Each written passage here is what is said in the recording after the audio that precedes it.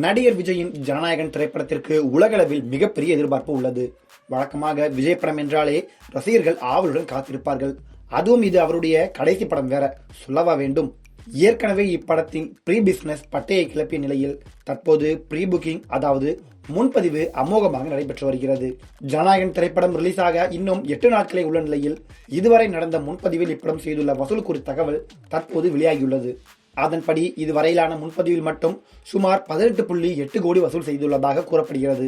இதை வைத்து பார்க்கும்போது முன்பதிவில் மட்டுமே இத்திரைப்படம் மாபெரும் வசூல் சாதனை படைக்கும் என திரை வட்டாரத்தால் எதிர்பார்க்கப்படுகிறது. இந்நிலையில் ஜனநாயகன் திரைப்படத்தினுடைய இசை வெளியீடு முடிந்த பிறகே, அதாவது ஜனவரி 1ஆம் தேதி புத்தாண்டிற்கு இந்த திரைப்படத்தின் ட்ரெய்லர் வெளியாகும் என ரசிகர்கள் எதிர்பார்த்து காத்துக் கொண்டிருந்தனர். ஆனால் ட்ரெய்லருக்கான பின்னணி இசையை உருவாக்குவதில் இசையமைப்பாளர் அனிருத் கொஞ்சம் காலதாமதம் செய்ததாக வலைப்பேச்சு பிஸ்மி தெரிவித்திருந்தார். அதனால்தான் ஜனவரி 1ஆம் தேதி ரிலீஸ் செய்ய முடியவில்லை என்று கூறப்படுகிறது. அதாவது படத்தின் இசை வெளியீட்டு விழாவுக்காக அனிருத் மலேசியாவுக்கு சென்று வந்ததில் 3 நாட்கள் செலவிட்டதால் இந்த வேளையில் தாமதமாகியுள்ளது. இப்படி இருக்கையில் படத்தின் ட்ரெய்லரை வரும் 3ஆம் தேதி, அதாவது சனிக்கிழமை மாலை 6:45 மணிக்கு வெளியிட படக்குழு திட்டமிட்டுள்ளதை அதிகாரப்பூர்வமாக அறிவித்துள்ளது.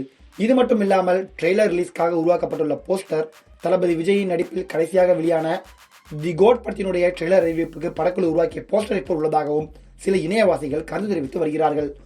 மொத்தத்தில் புத்தாண்டில் விஜய் ரசிகர்களுக்கு ஜனநாயகன் படக்குழு ட்ரீட் கொடுத்துள்ளதாக கூறப்படுகிறது.